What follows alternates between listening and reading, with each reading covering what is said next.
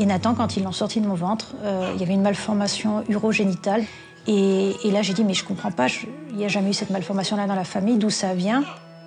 Et on m'a dit, mais vous savez, ça existe, et puis point, voilà, c'est tout. Pourquoi vous vous posez des questions? Et puis voilà, le temps a passé. Et puis Nathan, à l'âge de parler, il parlait pas, à l'âge de tenir assis, il tenait pas assis.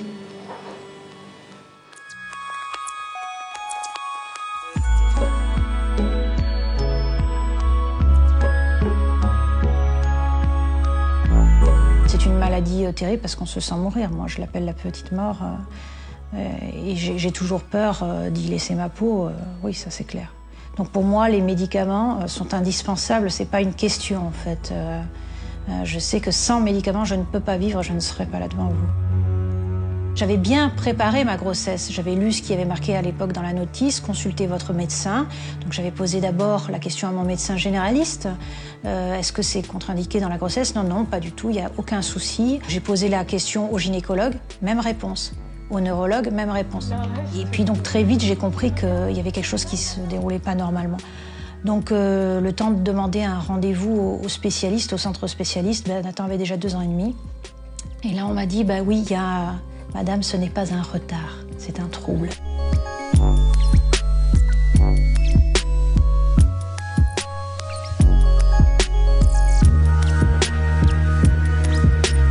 La dépakine cause 2 types de problèmes. Des malformations physiques, donc les enfants exposés in utero développent dans 10% des cas des malformations physiques qui sont souvent très graves. Deuxième problème, des troubles neurodéveloppementaux. Des difficultés type autisme, du spectre de l'autisme, des difficultés d'apprentissage. Et ça, c'est 30 à 40% des enfants exposés. C'est énorme.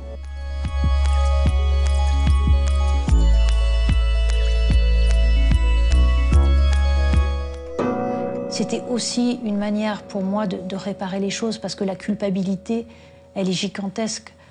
Quand on ingurgite ce médicament quotidiennement, moi c'était 2 fois par jour, et qu'on empoisonne son bébé, voilà, encore aujourd'hui, ça reste difficile. Donc pour moi, ce travail de réparation, de dénoncer, etc., la tromperie finalement de Sanofi, c'était indispensable.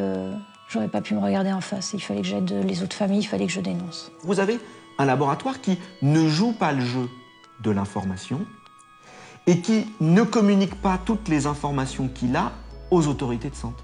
Mais on sait que le laboratoire écrit en 2003 que depuis 70, il est au courant. Et le laboratoire de nous répondre, oui, mais le risque paraissait faible.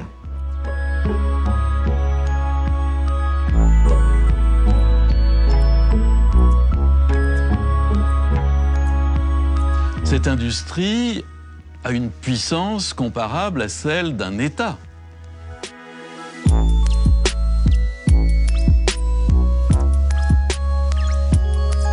Et alors leur argumentaire, c'est de dire « Ah, mais l'État m'a donné l'autorisation de commercialisation du médicament, donc c'est pas de ma faute. » C'est ridicule, c'est le producteur qui est responsable de son produit.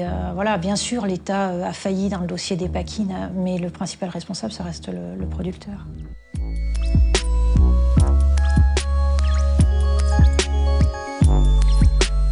Des fois, ce qui me réjouit un peu, c'est-à-dire que même si un jour je ne suis pas indemnisée pour mes enfants, je sais que je leur ai fait plus de tort avec ce pictogramme, en dénonçant un scandale sanitaire, en les associant à ce scandale, que tout l'argent qu'ils pourraient me donner.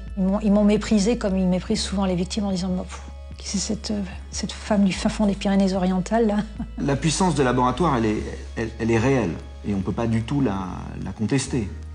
Elle est surtout fantasmée et utilisée, instrumentalisée par les laboratoires contre les victimes pour faire croire que les victimes ne pourront jamais gagner. Et l'histoire montre au contraire qu'on finit par y arriver.